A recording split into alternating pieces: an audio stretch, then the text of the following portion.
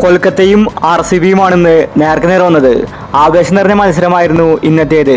അപ്പോൾ RCB Kolkata മാച്ചിന്റെ complete review ആണ് നമ്മൾ ഇന്നത്തെ വീഡിയോയിൽ നോക്കുന്നത്. ഇതുപോലത്തെ IPL ന്യൂസിന് വേണ്ടി ഈ ചാനൽ മറക്കാതെ സബ്സ്ക്രൈബ് ചെയ്യൂ. ഇന്ന് ഫസ്റ്റ് ബാറ്റ് ചെയ്തത് RCB ആയിരുന്നു. മികച്ചൊരു തുടക്കമായിരുന്നു RCBക്ക് ലഭിച്ചത്. ഓപ്പണിംഗിൽ വിരാട് കോഹ്ലി അടിച്ചു കളിച്ചു. എന്നാൽ ഡുപ്ലസീസ് നിരാശപ്പെടുത്തി. 8 റൺസ് എടുത്ത് ഡുപ്ലസി പുറത്തായതോടെ ഗ്രീനാണ് കളിക്കളത്തിലെത്തിയത്.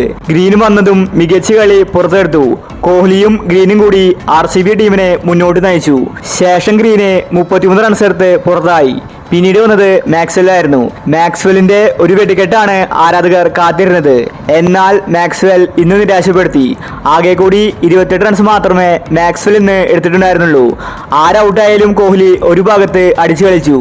RCB ടീമിന്റെ നട്ടലായത് കോഹ്ലിയായിരുന്നു. 83 റൺസാണ് കോഹ്ലി അടിച്ചു കൂട്ടിയത്. ഓപ്പണിംഗിൽ ഇറങ്ങിയ കോഹ്ലി അവസാനം വരെ ക്രീസിലുണ്ടായിരുന്നു. താരം ഇന്ന് നോട്ട് ഔട്ട് ആയിരുന്നു. പിന്നീട് അവസാനം ദിനേശ് കാർത്തിക് മികച്ച ഫിനിഷിംഗ് RCBക്ക് സമ്മാനിച്ചു.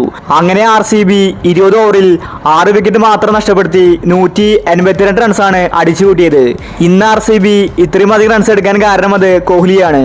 കോഹ്ലിയുടെ ഒറ്റയാൾ പോരാട്ടമാണ് RCBക്ക് ഇത്രയും വലിയ സ്കോർ സമ്മാനിച്ചത്.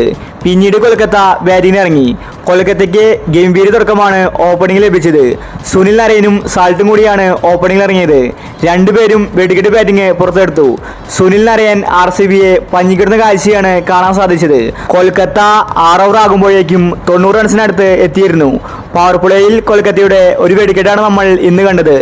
86 റൺസിലാണ് അവരുടെ ആദ്യത്തെ വിക്കറ്റ് പോയത്. RCB ബോളേഴ്സിന് കണക്കിന് കിട്ടി. പിന്നീട് വന്ന വെങ്കടേഷ് അയ്യരും അടിച്ചു കളിച്ചു.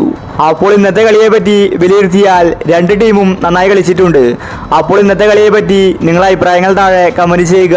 ഇതുപോലത്തെ IPL ന്യൂസിന് വേണ്ടി ഈ ചാനൽ മറക്കാതെ സബ്സ്ക്രൈബ് ചെയ്യൂ.